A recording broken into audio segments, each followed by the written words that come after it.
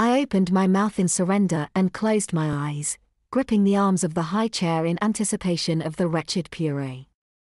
I could not see the expression on my nurse's face, but I heard the coo in her voice as she said, "That's a good baby. Open wide." When I had finished all the food, she wiped my face with a washcloth and got a chance to see what she had been feeding me. The labels of the jars had gotten turned around and I saw that the foul-textured mixture was baby food. No wonder it had tasted so revolting. The very thought of eating that infantile mess made me feel nauseous. She removed the filthy gown from me and reached into the large pocket on the front of her apron to show me what was next on the agenda.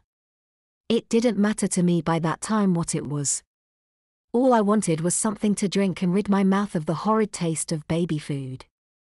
At first the object in her hand looked like another jar, but when she removed the covering, I saw to my horror what they had planned for me to drink with my meal, baby formula. No. Please no. Anything but that, I whispered. The nurse smiled encouragingly and said, "Oh, come on. It's not as bad as all that. Here, let me get you out of the high chair and I'll show you." She recapped the short baby bottle and put it back in her pocket before throwing the empty jars in the trash. Then she removed the tray from the high chair and lifted me out of the humiliating feeding station to put me on her lap. I looked up at her with an expression of pleading in my eyes as she withdrew the baby bottle from her pocket and removed the cover. Then she laid me back against her arm and proceeded to put the nipple into my mouth. I struggled briefly against my fate and then surrendered without a word being said. A few minutes later, I lay in her lap nursing at the bottle as if I had been an infant all my life and had never learned to drink from a glass. I suppose it wasn't all that bad, but I couldn't tell.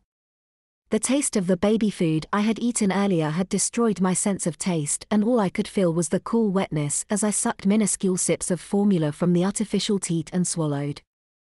After a minute or two, I found the correct rhythm to maximize the flow and I lay there on her lap with my eyes closed, determined to get enough of the milky fluid to wash the taste of the baby food out of my mouth.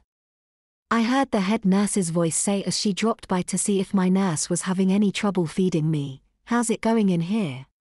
Any problems?" "I see he's taken to the bottle easily enough."